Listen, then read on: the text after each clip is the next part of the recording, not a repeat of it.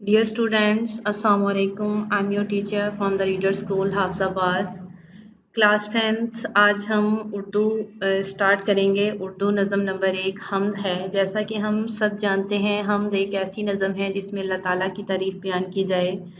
शायर ने हम्द में रब कायनात के हुस्न तख्लीकियत, कामिल कुदरत, अब्दी हाकमियत, बेपाया रहमत और लुत्फ़ व अनायत को शार के सांचे में ढाला है। ये नज़म शायर हफ़ीज़ जलंधरी की है। हफ़ीज़ जलंधरी एक कादिरुल कलाम शायर थे। उन्होंने मुख्तलिफ़ असनाफ़े सुख़न में तबाज़माई की। पाकिस्तान का कौमी तराना हफ़ीज़ जलंधरी की एक बाइसे फ़ख्र तख्लीक है जिसमें ज़ुबान की सफ़ाई और सादगी, सोज़ो गराज और मौसीक़ियत इनके कलाम की नुमायाँ ख़ुसूसियात हैं। शायर हफ़ीज़ जलंधरी 1900 में जालंधर में पैदा हुए। मोहम्मद हफ़ीज़ नाम और तख़ल्लुस हफ़ीज़ था। इसी बिना पर हफ़ीज़ जलंधरी के नाम से मशहूर हुए। इब्तदाई तालीम जालंधर ही से हासिल की। घरेलू हालात साज़गार न थे, इसलिए मज़ीद तालीम हासिल न कर सके। शेर व शायरी का फ़ितरी ज़ौक़ था, इसी बिना पर बचपन ही से शेर कहने लगे। शायर हफ़ीज़ जलंधरी की मशहूर नज़में: हफ़ीज़ की नज़में चिंटी नामा, नग़मा राज़, तस्वीर कश्मीर, बज़म नहीं रज़म, चिराग़ सहर इनकी नहायत अहम तसानीफ़ हैं। हफ़ीज़ जलंधरी ने 1982 में लाहौर में वफ़ात पाई। उनका मज़ार इकबाल पार्क में मीनार पाकिस्तान के करीब ही वाक़या है। अब हम यहाँ से हम की तशरीह करेंगे। मैं मुख्तसर तशरीह करूँगी, आप इस तशरीह में मज़ीद खुद से लाइन्स ऐड कर सकते हैं। उसी ने एक हर्फ़े कुन से पैदा कर दिया आलम, कशाश की सदाए हाओ हू से भर दिया आलम। कशाश, खैंचा तानी, हाओ हू, तरह तरह की आवाज़ें। हम के पहले शेर में शायर ने अहसन और मुनफरिद अंदाज से अल्लाह ताला की कुदरत तख्लीकियत का तज़किरा कुरान के लफ्ज़ कुन के हवाले से किया है। ये रब्बे ज़ुल जलाल इकराम की शान ज़ी सिफ़ात है कि लफ्ज़ कुन कहा और सारे आलम को तख्लीक कर दिया। जैसा कि कुरान करीम में इरशाद बारी ताला है, इन्नमा अमरुहु इज़ा अरादा शैअन अन यक़ूल लहू कुन फ़यकून। ये उसकी शान है कि जब वो किसी चीज़ का इरादा करता है तो इसे फरमा देता है कि कुन हो जा, फ़यकून, बस वो हो जाती है। अल्लाह ताला ने कशाश की सदाए हाओ हू से सारे आलम को भर दिया। आसमानों की बुलंदी, ज़मीन की पस्ती, सहराओं की वुसअत, हवाओं की सरसराहट, पहाड़ों की रिफ़त, बहारों की हलचल, ख़ज़ाओं की संगत, फूलों की तरावत, कलियों की नज़ाकत, परिंदों की चहचहाहट, इंसान की खलकत, गोया सारे का सारा आलम अल्लाह ताला के लफ्ज़ कुन का मौजज़ा है। अल्लाह ताला ने एक हर्फ कुन कहकर ये दुनिया बनाई और इसमें गहमा गहमी भर दी। अल्लाह ताला ने ज़मीन, आसमान, सूरज, चाँद, सितारों से दुनिया को सजा दिया। इसी ने सब सजाए हैं और इसी दुनिया को खूबसूरत बनाया है। नंबर 2, निज़ामे आसमानी है उसकी हुक्मरानी, बहारे जावदानी है उसी की बागबानी। जावदानी हमेशा रहने वाली, बागबानी बाग की हिफाजत करना। हम के दूसरे शेर में शायर ने कादिर मतलिक खालिक दो जहां मालिक कौनो मकां की हाकमियत जावदा को बयान किया है। निज़ाम आसमानी की हुक्मरानी हो या बहार जावदानी की बागबानी, सब उसी रब्बे दो जहां के कब्ज़ाई कुदरत में है। सूरज का निकलना और ग़ुरूब होना, चाँद का घटना और बढ़ना, दिन का आना जाना, सभी उसी की हिकमत व कुदरत में है। आसमान का निज़ाम, ज़मीन की बहार, फूलों का निखार, खुशबू का करार, इंसान का वक़ार, सब कुछ उसी मालिक दो जहां के कब्ज़ा इख्तियार में है। शायर ने इस शेर में दुनिया को एक बाग से तशबीह दी है और अल्लाह ताला को इस बाग का रखवाला कहा है, यानी आसमानों ज़मीनों का तमाम निज़ाम अल्लाह ताला के हुक्म के ताबिया है।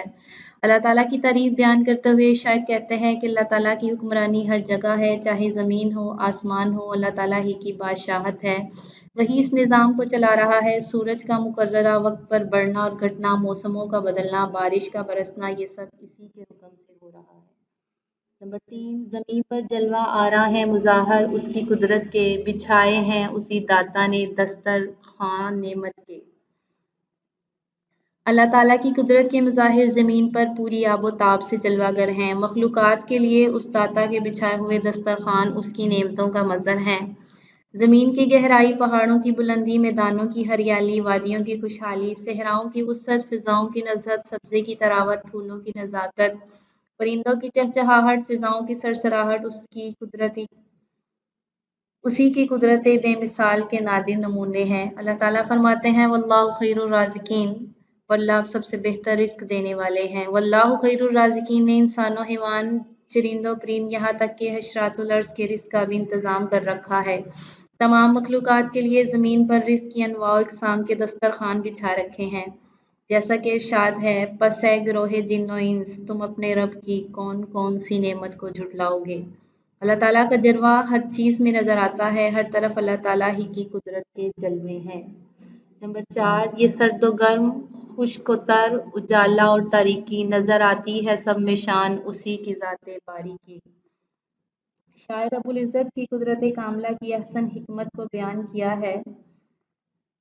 سردیوں کی ٹھنڈک، گرمیوں کی حرارت، میدانوں کی خشکی، سمندروں کی روانی، دن کا اجالا، رات کی تاریکی، سب میں اللہ تعالیٰ کی ذات باری تعالیٰ نظر آتی ہے۔ موسموں کی سردی گرمی، دریاؤں کی روانی، میدانوں کی خشکی، دن رات کی تبدیلی، گویا کل نظام کائنات اس قادر خالق اور مالک کی شان کے حسین مظاہر ہیں۔ قرآن پاک میں ارشاد ہے اور ایک نشانی ان کے لیے رات ہے کہ اس میں سے دن کو کھینچ لیتے ہیں۔ تمام موسموں میں بھی اللہ تعالیٰ کی شان نظر آتی ہے، کبھی سردی ہے تو کبھی گرمی ہے، کبھی موسم بہار ہے تو کبھی برسات ہے۔ اللہ تعالیٰ نے ہر قسم کے موسم بنائے ہیں تاکہ انسان تمام موسموں سے لطف اندوز ہو سکے اور اس کا شکر ادا کر سکے۔ سردی، گرمی، خشک اور تر، روشنی اور اندھیرے میں ہر چیز میں اللہ تعالیٰ کا جلوہ نظر آتا ہے۔ اللہ تعالیٰ ہی دن کو رات میں داخل کرتا ہے اور رات کو دن میں داخل کرتا ہے۔ قرآن کریم میں ارشاد ہے یقیناً دن رات کے بدل بدل کر آنے میں عقل والوں کے لیے نشانیاں ہیں۔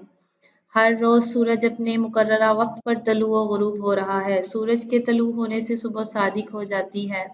صبح سے لے کر رات تک تمام کام سر انجام دہ ہو پاتے ہیں۔ رات کو جب انسان تھک جاتا ہے تو انسان آرام کے لیے سو جاتا ہے۔ اللہ تعالیٰ نے رات کو آرام کے لیے بنایا تاکہ تمام انسان تازہ دم ہو کر دوبارہ پھر سے اپنے کام کرنے کے لیے تیار ہو جائیں۔ نیکسٹ، وہی ہے کائنات اور اس کی مخلوقات کا خالق، نباتات و جمادات اور حیوانات کا خالق۔ اللہ رب العزت اس کائنات کی تمام مخلوقات، نباتات، جمادات، حیوانات کا خالق ہے۔ نباتات، پودے، جمادات، پتھر وغیرہ۔ قرآن کریم میں ارشاد ہے وَهُوَ الْخَلَّاقُ الْعَلِيمُ، اور وہ سب سے بڑا پیدا کرنے والا اور علم والا ہے۔ اس کائنات ارض و سما کی تمام مخلوقات، خواہ انسان ہو یا حیوان ہو، نباتات ہوں یا جمادات، سب کا خالق و مالک اللہ تعالیٰ ہے۔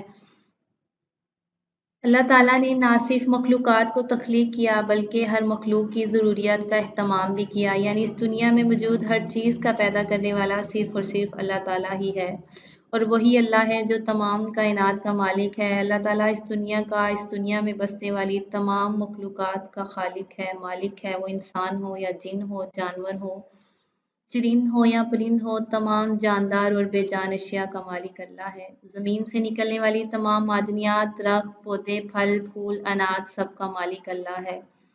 شاعر فرماتا ہے سبھی کچھ خدا کا بنایا ہوا ہے، یہ گلشن اسی کا سجایا ہوا ہے۔ کوئی بھی چیز، کوئی ذرہ ہے، ذرہ سے چھوٹی ہے یا ذرہ سے بڑی ہے، وہ اللہ تعالیٰ کے حساب اور گنتی میں ہے، وہی تمام مخلوق اور اس کا پالنے والا ہے۔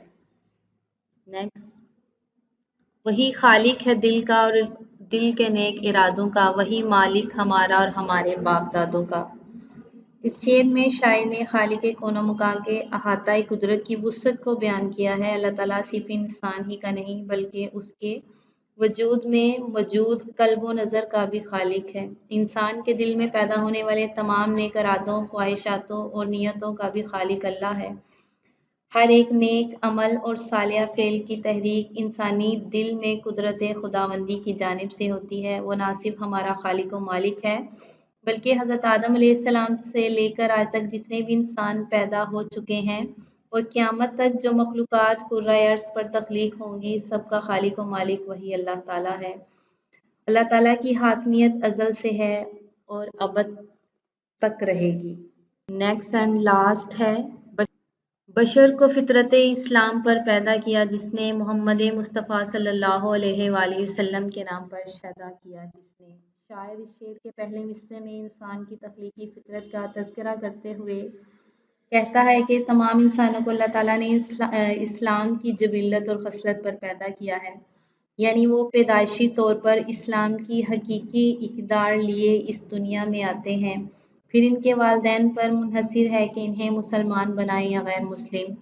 دوسرے مصرعے میں شاعر کہتا ہے کہ اللہ تعالیٰ ہی کی ذات عالی ہے جس نے تمام مسلمانوں کے دلوں میں رسول پاک صلی اللہ علیہ وآلہ وسلم کی محبت پیدا کی ہے، اور وہ آپ صلی اللہ علیہ وآلہ وسلم پر اپنی جان تک قربان کرنے کے لیے ہر وقت تیار ہیں۔ اللہ تعالیٰ کا ارشاد ہے، اگر تم مجھ سے محبت کا دعویٰ کرتے ہو تو محمد صلی اللہ علیہ وآلہ وسلم کی پیروی کرو، اللہ بھی تم سے محبت کرے گا۔ یہاں تک ہماری تشریح مکمل ہوئی۔ اسٹوڈنٹس، آپ لوگ اس حمد کی مزید تشریح کریں گے اور اس کا مرکزی خیال بھی یاد کریں گے۔